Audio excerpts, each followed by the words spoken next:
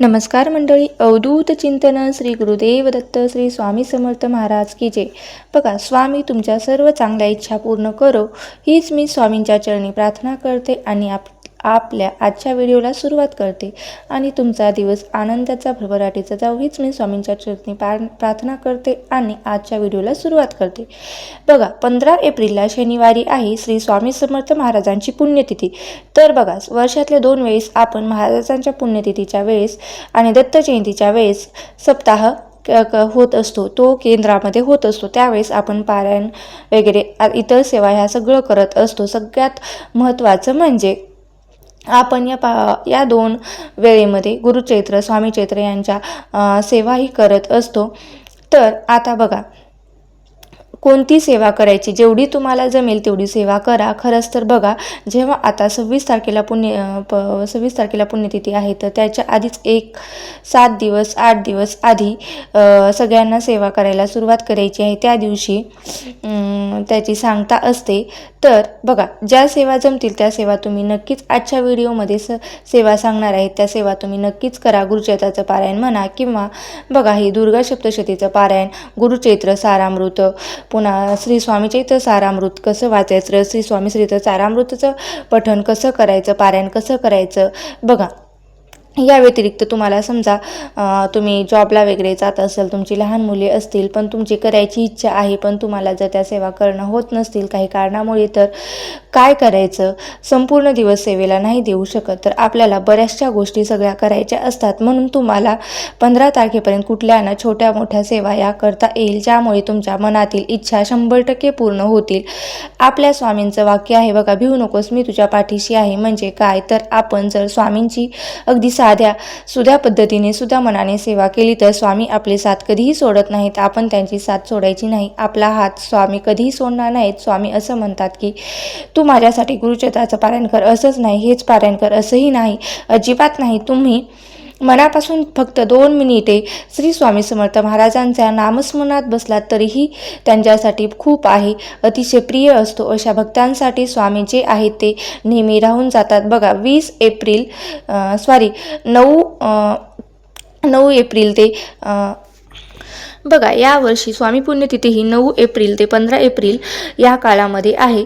तर तुम्ही ही सेवा करू शकतात. तर सगळ्यात पहिली मी तुम्हाला गुरुचैत्राचं पारायण कसं करायचं ते सांगते. याबद्दलचा पण मी एक सेपरेट व्हिडिओ सांगितला आहे, तरी तुम्ही तो यूट्यूब चॅनलवर बघू शकतात.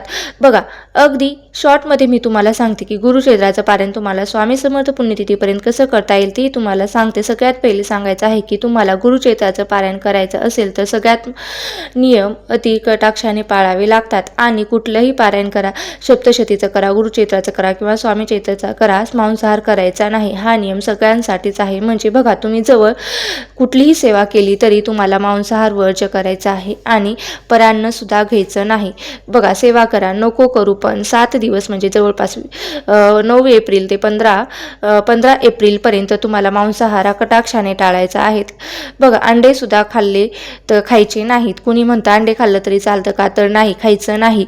म्हणजेच काय, तर तुम्हाला मांसाहार करायचा नाही. तुम्ही सेवा करत नाहीत तरी कमीत कमी फक्त नामजप तरी या 9 ते 15 तारखेपर्यंत नक्की करा आणि मांसाहार वगैरे वर्ज्य करा. आता गुरुचैत्राचं पारायण आपल्याला कसं करायचं आहे, तर बघा, सगळ्यात पहिले हा ग्रंथ जो आहे पारायण, आपल्या पारायणामध्ये मनामध्ये आपली करण्याची इच्छा जागृत होणं खूप महत्त्वाची आहे. देवाने दिलेली देणगी म्हणा, कारण बघा, गुरुचैत्राचं पारायण हे साधं सोपं नाही. हा ग्रंथ खूप महान आहे. हे पारायण कसं करायचं हे तर मी तुम्हाला सांगितलेलंच आहे. बघा, हे पारायण करताना तुम्ही 1 दिवसाचं करू शकतात, 7 दिवसाचं करू शकतात किंवा 3 दिवसाचं करू शकतात. 3 दिवसामध्ये किती अध्याय वाचायचे, 7 दिवसामध्ये किती अध्याय वाचायचे आणि 1 दिवसामध्ये पूर्ण पोथी वाचायची, अशा प्रकारे मी याचा सेपरेट व्हिडिओ माझ्या यूट्यूब चॅनलवर टाकलेला आहे, तरी तुम्ही तो बघू शकता. बघा, आता आपल्याला तुम्ही सप्ताह कधी सुरू होणार आहे, तर गुरुचैत्र हा सप्ताह सुरू होणार आहे शुक्रवारी होणार आहे. पुण्यतिथीनिमित्त विशेष तुम्ही सुरुवात करू शकता. ठीक आहे. गुरुचैत्र वाचण्यापूर्वी आदल्या दिवशी एक गाय आणि 4 कुत्रे यांना गव्हाच्या पोळीचा नैवेद्य खाऊ घालावा. नंतर गुरुचैत्राचे वाचन पूर्व किंवा उत्तर दिशेला तोंड करूनच करावे. वाचण्यापूर्वी रोज श्री दत्त महाराजांच्या फोटोच्या पोथीची पूजा करून 1 माळ गायत्री मंत्र आणि 1 माळ श्री स्वामी समर्थ मंत्र याचा जप करावा आणि नंतर गणपती अथर्वशीर्ष वाचून मग पोथी वाचण्यासाठी सुरुवात करावी. जिथे जवळपास केंद्र असेल तिथे तुम्ही सामूहिक पारायणास बसला तरीही चालतं. जर तुमच्या जवळ नसेल तर तुम्ही घरी केलं तरीही चालतं. सामूहिक केल्यामुळे काय होतं तर त्याचं फळ आपल्याला जास्तीत जास्त मिळत असतो. बघा, आपल्या इथे जवळ केंद्रात सामूहिक पारायण केलं जातं. यानंतर दुसरी गोष्ट म्हणजे गुरुचरित्राचं 5 वाचने पहाटे 3 ते 4 या ब्रह्ममुहूर्तावर करू शकता आणि दुपारी फक्त 12 ते 12:30 हा ग्रंथ वाचायचा नाही, कारण ही दत्त महाराजांच्या भिक्षेची वेळ असल्यामुळे या वेळेमध्ये आपल्याला पोथीचं वाचन हे बंद करायचं आहे. यानंतर श्री गुरुचरित्र वाचनाच्या कालावधीमध्ये परान्न घेऊ नये. आपली आई, बहीण, पत्नी यांच्याच हातचं अन्न खाण्यासारखं नाही. बाकी उपवास वगैरे करायची गरज नाही. दोन्ही वेळेस तुम्हाला एकच धान्य फराळ करायचा आहे. ठीक आहे. जसे की बघा, जर तुम्ही चपाती खाल्ली तर चपातीच खायची आणि जर तुम्ही सकाळी भाकर खाल्ली तर भाकरच खायची. अशा प्रकारे तुम्हाला एक धान्य खायचं आहे. बेसिक जे नियम आहे ते तुम्हाला सांगितले आहेत. परान्न म्हणजे दुसऱ्यांच्या घरचं जेवण करायचं नाही, फक्त आपल्या आईच्या, बायकोच्या आणि बहिणीच्या हातचंच तुम्ही खाऊ शकता. त्या व्यतिरिक्त तुम्ही इतरांचे इथं जेवण करायचं वगैरे नाही. समजा तुम्ही हॉटेल वगैरे खातात, बाहेर राहतात, तर त्या ठिकाणी आपण पैसे देतो, हे परान्न नाही. बघा, पैसे देऊन तुम्ही अन्न खाता. यानंतर श्री गुरुचरित्र वाचनाच्या कालामध्ये दाढी वाढवू नये. स्वतःच्या हाताने दाढी करावी. तसंच या कालावधीमध्ये चामड्याऐवजी नायलॉनची रबरी चप्पल वगैरे घालावे. चामड्याची कुठलीही वस्तू वापरायची नाही. वॉलेट, पर्स वगैरे काही वापरायचं नाही. गुरुचरित्र वाचनाच्या कालावधीमध्ये ब्रह्मचर्याचं पालन हे कटाक्षाने करायचं आहे. हा गुरुचरित्र नियमच पारायणाला बसण्याचा सगळ्यात महत्त्वाचा नियम आहे. समजा आता तुम्ही श्री सप्तशती दुर्गा सप्ती स्वामी चैत्र पारायण करणार आहे, तर त्यानंतर काही नियम जे आहेत ते बघा. या कालावधीमध्ये तुम्ही मृतशोच असणाऱ्या घरी सुद्धा अजिबात जाऊ नये. म्हणजे जिथे सुतक वगैरे आहे किंवा जिथे कोणी वारलं वगैरे आहे त्यांच्या घरीही जायचं नाही, कारण दारावर जायचं नाही. स्वतःच्या कुटुंबामध्ये जर असं झालं असेल तर अशा वेळेस गुरुचैत्र वाचन आपण दुसऱ्याकडून करून घ्यावं. ते आपल्या कुळातील नसले. कारण तर बघा, गुरुचैत्र समजा जर आपल्याला जेव्हा सुतक लागत असतं तेव्हा संपूर्ण घराला लागत असतं, तर त्यामुळे आपल्या घरातलं सोडून इतरांकडून आपल्याला हे पारायण पूर्ण करून घ्यायचं असतं.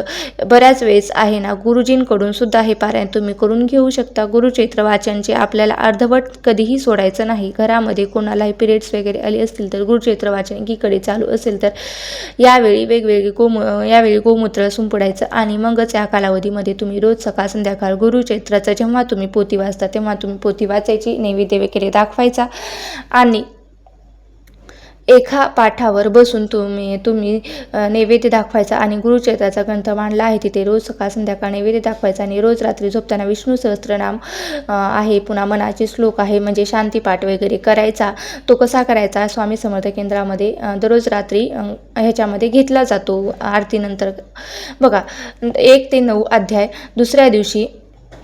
पहिल्या दिवशी काय करायचं? 1 ते 9 अध्याय, दुसऱ्या दिवशी 11 ते 21 अध्याय, तिसऱ्या दिवशी 22 ते 19 अध्याय, चौथ्या दिवशी 22 ते 39 अध्याय, 5व्या दिवशी 30 ते 35 अध्याय, 6व्या दिवशी 36 ते 38 अध्याय आणि 6व्या दिवशी 39 ते 43 अध्याय आणि 7व्या दिवशी 44 ते 53 अध्याय. अशा प्रकारे 7 दिवसात तुम्हाला हे पूर्ण पारायण करायचं आहे. आणि गुरुचैत्र सप्ताह 7 दिवसांचे एक पारायण अशा पद्धतीने करायचा असतो. ठीक आहे, तुम्हाला 7 दिवसाचे एक पारायण करायचं आहे. यानंतर सप्ताहाच्या 8व्या दिवशी सांगता करायची असते आणि सांगतेच्या दिवशी सकाळी 10:30 वाजता श्री स्वामी समर्थ दत्त महाराज, श्री कुलदेवता, श्री गुरुचैत्र ग्रंथाला नैवेद्य वगैरे दाखवायचा, सेपरेट करायचा. आणि हे नैवेद्य जे आहे ते तुम्ही स्वतः खाऊ शकता किंवा तुम्ही गायला सुद्धा देऊ शकता, नैवेद्य देऊ शकतात. आणि या व्यतिरिक्त तुम्ही दुसरी कुठलीही सेवा करत असाल, बघा, श्री गुरुचैत्र ग्रंथाचं वाचन करत असताना नित्यसेवेमध्ये तुम्हाला खंड पडू द्यायचा नाही, असे नियम आहेत गुरुचैत्र पारायण करताना. त्यानंतर आपल्याला गादीवर शक्यतो झोपायचं नसतं, खाली झोपायचं असतं. गुरुचरित्रात तुम्ही पारायण करणार असाल तर नियम तुम्हाला पाळायचेच आहेत. पाळता येणं शक्य असेल तरच तुम्ही गुरुचरित्र पारायण करा. जर नसेल तर तुम्ही गुरुचरित्र पारायण करू नका. या व्यतिरिक्त दुसरी जी सेवा आहे ती सप्तशती, दुर्गा सप्तशती, गुरुचरित्राचा सार, यासाठी हा नियम आहे. सगळ्यात पहिले तुम्हाला काय खायचं नाही, तर यानंतर दुसरे अजून काही आहे. तर या ग्रंथाला आपल्याला रोज पूजा करायची आहे. हा ग्रंथ जो आहे तो वाचण्यासाठी शक्यतो तुम्हाला 2.5 ते 3 तास लागतो, किंवा जो रेग्युलर वाचतो त्यांना कमीत कमी 1 ते 1.5 तास लागतो. त्यामुळे हा वाचण्यासाठी खूप वेळ लागत नाही. आणि आंघोळ झाल्यानंतर तुम्ही देवासमोर बसून अगरबत्ती लावायची, निरंजन लावायचे, देवांना फुलं वगैरे व्हायची आणि तुम्हाला हा ग्रंथ वाचायचा आहे. या सप्ताहात जर तुम्ही हे वाचन केलात तर बघा 7 दिवसामध्ये तुम्ही पूर्ण करू शकतात. यामध्ये तुम्ही दररोज एक अध्याय, एक पाठसुद्धा करू शकतात, किंवा तुम्ही 7 दिवसामध्ये सुद्धा ही सेवा करू शकता. जसे ज्यांना गुरुचरित्र पारायण करणे शक्य नाही त्यांनी गुरुचरित्र सारामृताचं सुद्धा पारायण करू शकता. आणि या सोप्या ग्रंथाचं पहिल्याच पानावर तुम्हाला हे सगळे नियम दिलेले आहेत. ते तुम्ही ग्रंथ जवळच्या स्वामी समर्थ केंद्रामध्ये किंवा स्टॉलमध्ये भेटू शकतं, ते तिथून तुम्ही घेऊ शकता आणि त्याचंही तुम्ही पारायण करू शकता, किंवा तुम्ही ऑनलाईनसुद्धा घेऊ शकता. स्वामी समर्थ केंद्रामध्ये हा ग्रंथ मिळून जाईल. झालं तर आता श्री सप्तशती गुरुचरित्र हा सार पारायण तुम्ही करू शकता. या व्यतिरिक्त तुम्हाला अजून समजा वेळ नाही तर या मनामध्ये तुम्ही काय करायचं आहे, तर श्री स्वामी चरित्र सारामृत हा ग्रंथ आहे. तो नित्यसेवेमध्ये आपण रोजच त्याचे 3 अध्याय वाचतो. त्याचप्रमाणे तुम्हाला रोज एक करायचा आहे की 11 वेळेस श्री स्वामी समर्थ मंत्राचा जप करायचा आहे. आणि यामध्ये 21 अध्याय आहेत. तर 7 दिवसामध्ये तुम्ही 3 अध्याय असे केलं तर 21 दिवसात 21 अध्याय दररोज 3 अध्याय वाचले तरीही तुमचं 7 दिवसामध्ये हे पारायण पूर्ण होतो. आणि हे पारायण पूर्ण होतं आणि तुम्ही 7 दिवसामध्ये 3 दिवसात पण तुम्ही हे करू शकता. त्यामुळे तुम्हाला जर तुम्हाला 3 दिवसाचं हे पारायण करायचं असेल तर दररोज 7 अध्याय वाचू शकतात. हे पूर्ण वाचायला फक्त 1.5 तास लागतो. यामध्ये 1 ते 21 अध्याय आहेत. अशी ही सेवा आहे जी आपल्याला श्री स्वामी समर्थ पुण्यतिथीपर्यंत करायची आहे. तुम्हाला बघा, तुमच्या मनामध्ये इच्छा असेल तर तुम्ही कारण काढत नाहीत, कारण आपल्या मनापासून इच्छा असते त्यावेळेस आपण कसंही करतो आणि जुळवून आणतो. बघा, हे 5-6 दिवस तुम्हाला खूप महत्त्वाचे आहेत. आणि तुम्हाला हे पण नाही जमत तर तुम्ही फक्त सगळ्यात सोपी आणि सगळ्यात प्रभावी सेवा म्हणजे तुम्हाला नामस्मरण करायचं आहे. उठता बसता, येता जाता, ऑफिसला किंवा शांत बसलेला आहात, जेवण करत आहात, श्री स्वामी समर्थ, श्री स्वामी समर्थ, श्री स्वामी समर्थ हा मंत्राचं तुम्हाला नामस्मरण करायचं आहे, जप करायचा आहे. हेडफोन लावून मोबाईलमध्ये तुम्ही ऐकलं तरीही चालतं. नामस्मरणात इतकी ताकद आहे की ते कुठल्या सेवेमध्ये नाही. फक्त एवढंच आहे की आपल्याला मन लावून ते नामस्मरण करायचं आहे. उगाच इकडे तिकडे लक्ष देऊन वगैरे आपल्याला या गोष्टी करायच्या नाहीत.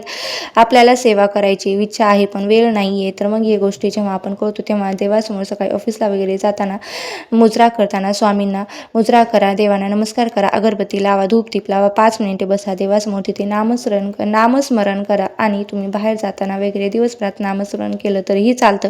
ज्या सेवा आहेत त्या यामध्ये इतकी ताकद आहे की आयुष्याचं कल्याण करून टाकतील असे हे दिवस आहेत. अशा सेवा नक्की करा. ज्यांनी याआधी केल्या असतील त्या ताईंना नक्कीच अनुभव सुद्धा आलेला असेल. जर काही अनुभव असेल तर तुम्ही नक्कीच मला कमेंट बॉक्समध्ये सांगा. अशा प्रकारे तुम्ही या सेवा करू शकतात. पुण्यतिथी स्वामी समर्थ पुण्यतिथी विशेष 9 ते 15 एप्रिलपर्यंत. ज्यांना काही शक्य होत नाही त्यांनी फक्त नामस्मरण केलं तरीही चालतं. बघा, तुम्हाला ही माहिती कशी वाटली नक्की मला कमेंट बॉक्समध्ये सांगा. जर माहिती आवडली असेल तर नक्की लाईक करा, शेअर करा आणि चॅनलवरती नवीन असाल तर सबस्क्राईब करायला विसरू नका. आणि स्वामी तुमच्या परत एकदा सांगते, स्वामी तुमच्या सर्व चांगल्या इच्छा पूर्ण करणं हीच मी स्वामींच्या चरणी प्रार्थना करते आणि माझा व्हिडिओ इथेच थांबवते. धन्यवाद. श्री स्वामी समर्थ. जय जय स्वामी समर्थ.